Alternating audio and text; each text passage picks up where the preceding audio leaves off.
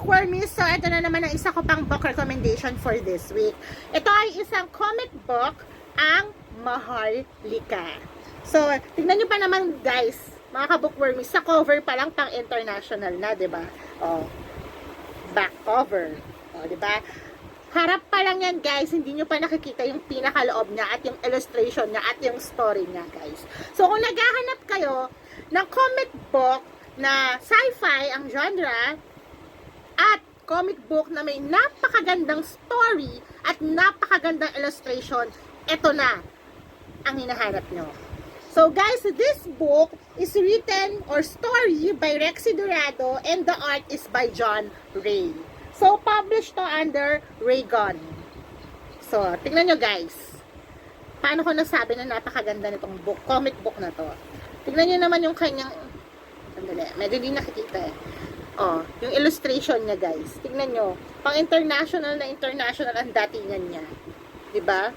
Anong panama ng mga international comic book sa comic book na to? Talagang ang ganda.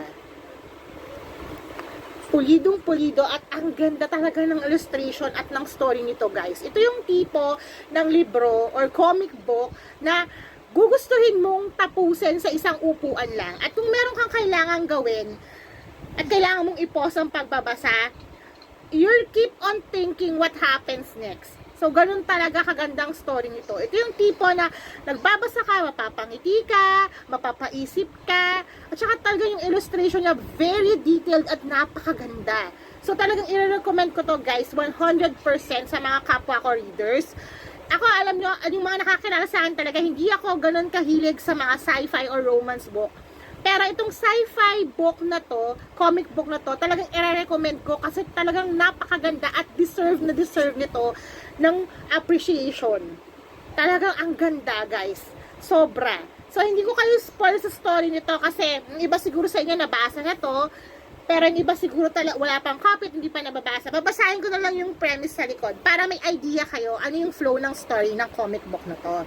So, over a century after winning its revolution against Spain, the Philippines sits at the heart of a global superpower that is tearing apart at the same seams. Caught in the mouth of this crumbling empire are Mal and Yari, two childhood friends reunited by a mercenary operation and a series of strange occurrences along the Pasig River. A dog and its doppelganger, a disappeared scientist, and a mysterious briefcase all hold clues to a secret at the heart of history itself. So, doon iikot yung story nitong comic book.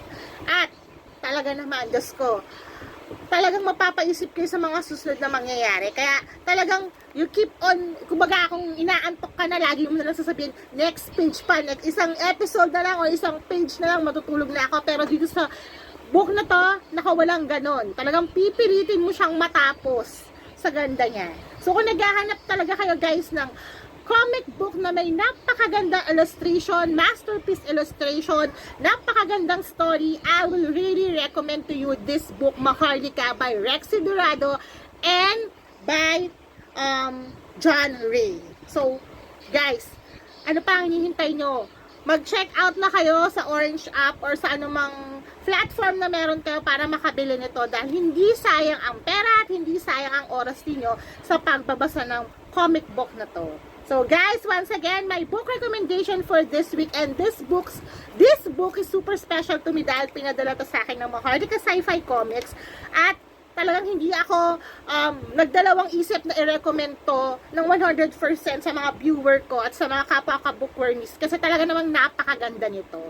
So once again, my book recommendation for this week, Maharlika by Rexy Dorado and John Ray. So bye! Have a nice day and happy reading!